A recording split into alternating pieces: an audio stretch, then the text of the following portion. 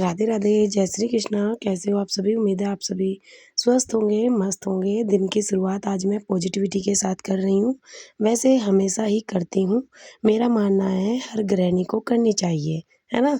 अगर आप सुबह जल्दी उठकर अपने प्रभु के लिए, अपने लिए टाइम निकालती हैं, तो आपकी दिन दशा सब सुधरने लगती है ना? आपके घर में सुख शांति आती है, समृद्धि आती है। और पता है, जब सब सोए रहते हैं ना और आप जल्दी उठ जाती हो, देखो तब आपको कोई डिस्टर्ब करने वाला नहीं होता। क्योंकि जब सब उठ जाते हैं तो किसी का कुछ काम, किसी का कुछ काम, नाश्ता, चाय, ये वो चलता रहता है। तो आप अपने लिए और अपने प्रभु के लिए समय नहीं निकाल पाती हो, है ना? और अपनी घर की सुख शांति बनाए रखने के लिए, समृद्धि बनाए रखने के लिए और जब सब सोए रहते हैं अगर आप तब उठोगी, तो कितने आराम से आप पूजा कर सकती हो। कोई काम भी नहीं बताएगा। और जब सब उठ जाते हैं तो फिर आपको काम में लगना पड़ता है। और ऐसा नहीं है कि आप सिर्फ़ परिवार का काम करो, अपने लिए भी समय निकालो और अपने प्रभु के लिए भी समय निकालिए। और अगर देखो पूजा लेट हो जाती है, मान लो सपोज़ करो आपके फैमिली में कोई जॉब करता है, थोड़ा लेट जाता है, तो वो लेट जाएगा, तो आप उसके अकॉर्डिंग अगर आप डिले करोगी और आप पूजा 10 से 11 के बीच करती हो, तो आजकल इतनी गर्मी हो रही है ना कि आप खुद को ये लगेगा कि यार जल्दी-जल्दी काम करके अपने रूम में चली जाती हूँ। तो उस भाव से, उस मतलब अच्छे समय से आप वो पूजा कर ही नहीं पाओगी। बस ये रहेगा गर्मी काफ़ी है, आप जल्दी अपने रूम में जाइए। और आपको पता है पूजा हमेशा सुबह की होती है। जब हम सुबह पूजा करते हैं ना तो हमारा मन शांत होता है, हमारे घर का वातावरण बिल्कुल शांत होता है और हम प्रभु में लीन हो जाते हैं। और उससे पता है क्या होता है? आपका मेंटल पीस जो है ना, वो भी शांत रहता है। आपको किसी चीज़ की भगदड़ नहीं रहती और ना ही मन इधर-उधर चंचल रहता है। क्योंकि जब हम लेट पूजा करते हैं तो हमारा मन ना ये रहता है, अभी मुझे ये काम करना है, अभी मुझे वो काम करना है, गर्मी हो रही है, मुझे रेस्ट भी चाहिए। तो मन चंचल रहता है, हम अच्छे से पूजा नहीं कर पाते और इसके लिए आपको सुबह जल्दी उठना बहुत अच्छा रहता है। और अगर आपके पास समय होता है, तो थोड़ा समय इस भगवान की बनाई हुई प्रकृति को दीजिए। सुबह की चाय बिल्कुल शांत, बाहर के वातावरण में बैठ के पिए और देखिए भगवान को थैंक यू बोले कि भगवान आपने कितनी अच्छी रचना करी है संसार की, सब कुछ दिया है हमें। आसमान है, ज़मीन है, आप खुद हमारे साथ हो और हम कितना अच्छा जीवन व्यतीत कर पा रहे हैं। वो जो प्रकृति है ना, उसको फ़ील करिए और भगवान को थैंक यू बोलिए। सुंदर लगता है जब हम सुबह शांत, ठंडे मौसम में बैठ के अपने लिए 1 कप चाय लेके और समय निकालते हैं ना, तो वो पल सबसे अच्छा होता है। क्योंकि फिर तो भाई पूरे दिन की भगदड़ शुरू ही हो जाती है।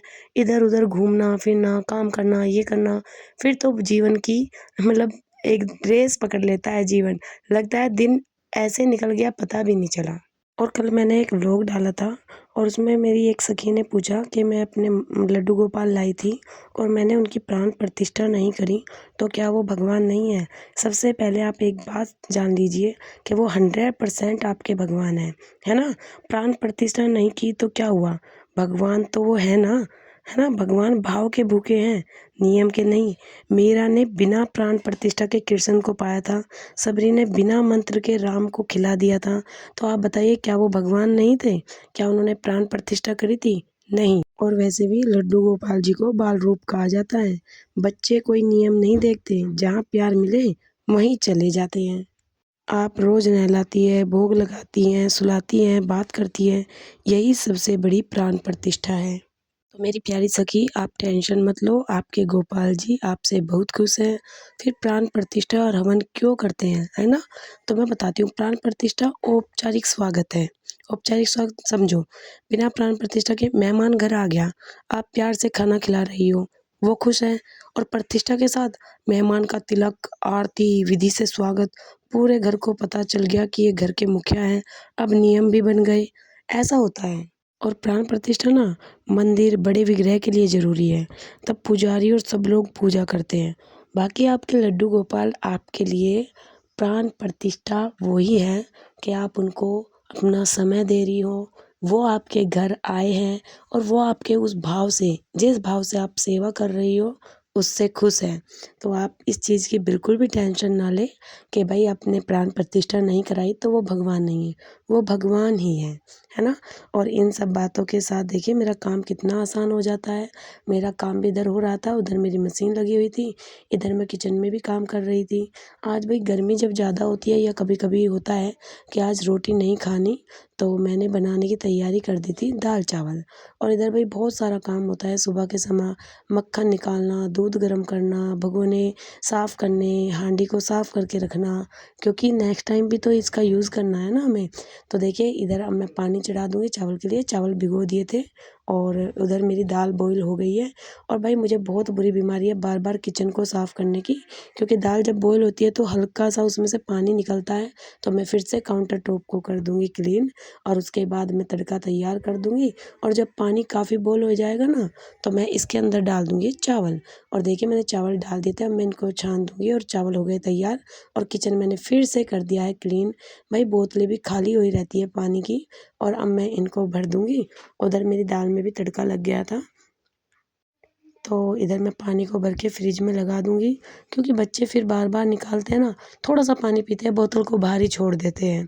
तो ये मैं हमारे घर में ना 2 फ्रिज हैं, क्योंकि भाई एक में काम ही नहीं चलता है।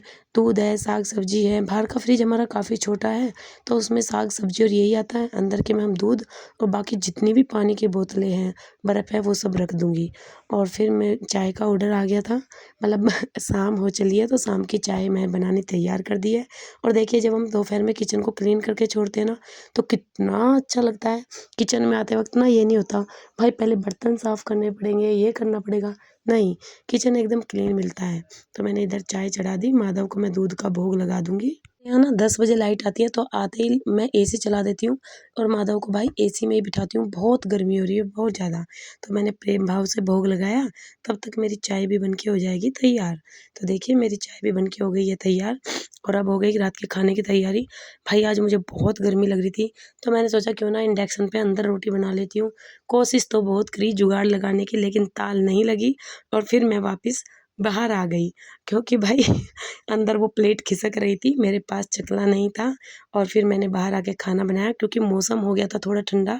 बाहर देखिए अंधेरा बहुत हो गया था, लाइट भाग गई थी और बारिश आई हल्की-हल्की। तो भाई अपने काउंटर पे ही मुझे मज़ा आया खाना बनाने का। और देखिए हल्की-हल्की बारिश हो रही थी। अगर आपको मेरी बातों से आप सहमत हैं, व्लॉग अच्छा लगता है तो लाइक करें, शेयर करें और प्यारे-प्यारे कमेंट करें। राधे राधे।